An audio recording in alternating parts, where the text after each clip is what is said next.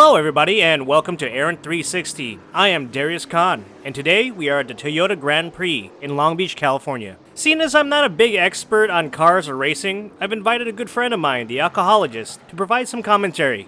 Hello everyone, this is the Alchoholagist, car lover extraordinaire, and excited to be here and talk about my favorite subject.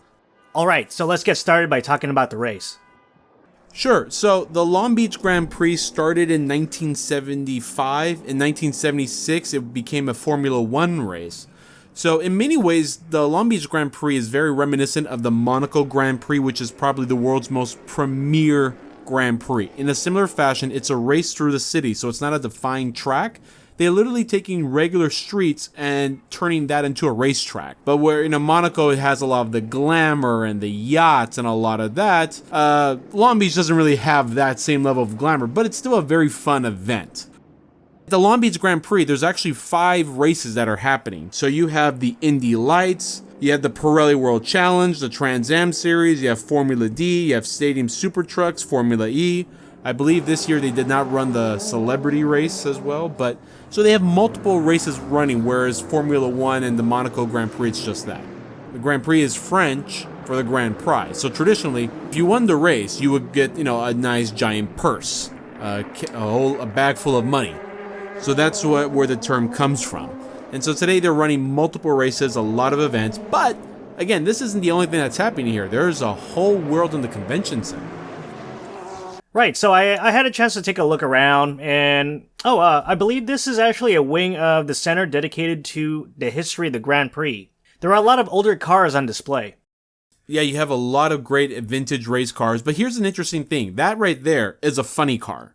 So this is a very interesting class of racing. So if you're familiar with the world of drag racing, funny cars are characterized by having the tilt-up fiberglass. That's why you see the shell up. It can also be made of carbon fiber, and they tend to look like an actual car, so to speak. Not in a real vivid sense, but you can kind of see they made a shell to resemble just an actual funny car. Looking, right? Exactly, it's just kind of funny looking. Another thing about them is that the engines in the funny car, they are in the front, whereas drag racing cars sit in the back, so behind the driver. And here's the main showroom.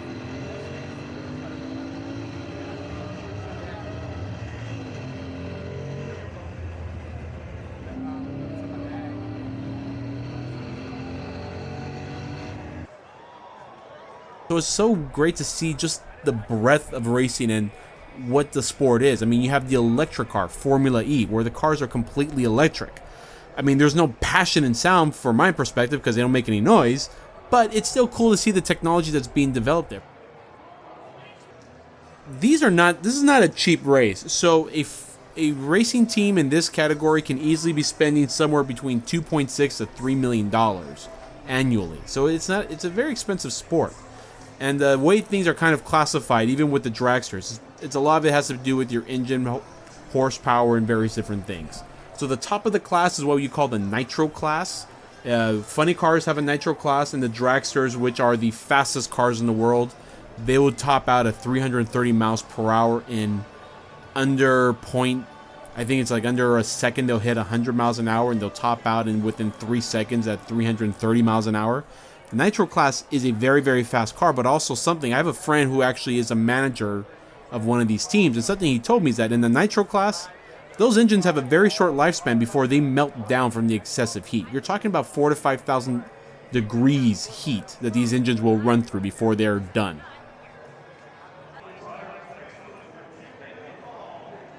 So you have these beautiful Mercedes. This is the C class right here. Pretty sure this is the new AMG series. AMG being a tuner of Mercedes-Benz cars specifically, they do a wonderful job, if I do say so myself. I think that's the G-Wagon right there. G-Wagon is actually interesting. That's the German version of the Hummer. So Americans, we had the big white Hummer, and what did the Germans do? They came out with the G-Wagon. So in a similar fashion, it is a military truck that's become commercialized, and now it's the must-have car. But it's a military truck, technically, originally.